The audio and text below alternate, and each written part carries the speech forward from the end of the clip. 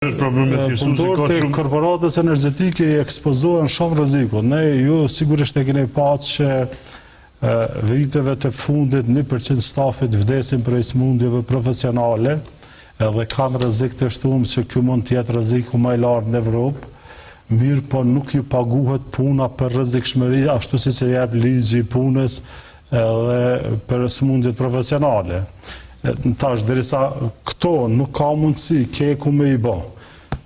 Nuk paguhet edhe fundjava edhe pse punëtorët domethënë e kanë fituar në gjykatën themelore, në gjykatën apele, në gjykatën supreme dhe atë kushtetuese, realisht prapë kalojnë me padi se nuk fillon edhe pse ja ka marrë një pjesë 1300 punëtorë, dikon e kanë fituar Atlant, ja kanë marrë me nën kërcënim të përmbaruesit, që i bën se korporata energjetike e Kosovës paguën edhe kamat, paguën edhe seanca, paguën të gjitha, edhe në fund prapë nuk refillon me i pagu tashetutje, punëtorët prapë bojnë padi.